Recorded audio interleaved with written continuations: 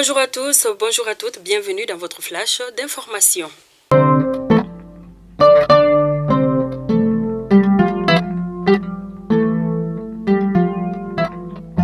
Les déplacés qui ont rejoint récemment les sites des Bawa dans la région des Gao disent être confrontés à des difficultés. Arrivées sur le site en février dernier, ces personnes bénéficient du soutien de quelques ONG nationales et internationales.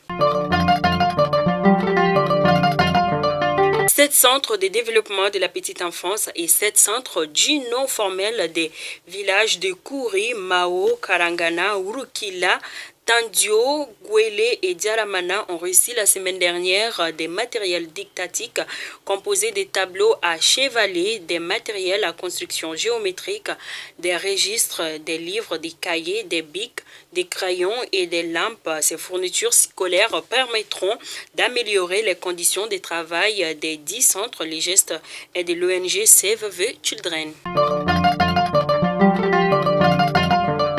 Le 27 mai 2022, le Conseil des ministres a pris acte d'une communication relative à la stratégie nationale d'inclusion financière au Mali et son plan d'action 2022-26 érigé au rang des priorités par l'Union économique et monétaire ouest-africaine. L'inclusion financière des populations reste un défi pour ses États membres avec un taux de bancarisation estimé à 15% pour le Mali.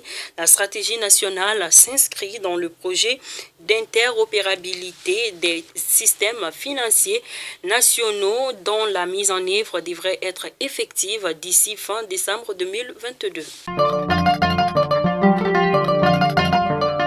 Retour de nos compatriotes, en effet, 139 migrants maliens, dont 4 mineurs en provenance du Niger, ont été accueillis mardi dernier, 14 juin 2022, à l'aéroport international président Modibo Keïta par le chef des cabinets du ministère des Maliens établi à l'extérieur, Mohamed Ag Al-Bachar, ainsi qu'une délégation de l'Organisation internationale pour les migrants.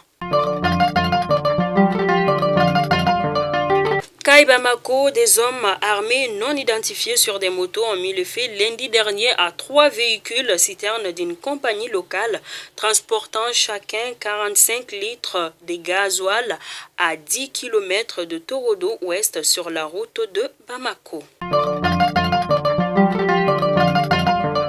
Depuis l'annonce de l'embargo contre notre pays en début de cette année, les autorités de notre pays ont imaginé des voies et moyens pour soulager leur peuple. C'est dans ce cadre que les premiers conteneurs remplis de balles de fibres de coton sont embarqués dans des navires qui les transporteront à bon port. La cour de la maison du Hajj a servi de cadre en début de semaine à la cérémonie de remise de dons composés de kits pour les pèlerins, des tentes climatisées, un groupe électrogène et un chèque de 2 millions de francs CFA pour le carburant. Pour la circonstance, la première institution financière du Mali était représentée par son directeur des grandes entreprises et institutionnelles, PME et PMI, Moriba Doumbia. À présent, les actualités hors de nos frontières, à Goma, dans l'est de la République démocratique du Congo, où des milliers de personnes ont manifesté hier mercredi contre ce qu'ils qualifient d'agression rwandaise contre la République démocratique du Congo. Et enfin, nous terminons au Burkina Faso où l'insécurité sévit encore. En effet, 14 camions-citernes ont été détournés dans la région est du Burkina.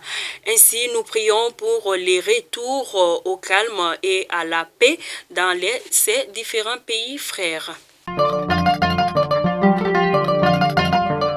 Fidèle abonné de Mali Kounafoni, c'était donc là votre flash dès ce jeudi 16 juin 2022. Je vous donne rendez-vous demain, Dieu voulant bien, pour un autre numéro. D'ici là, portez-vous bien, que Dieu bénisse les Mali et prenez soin de vous. Merci.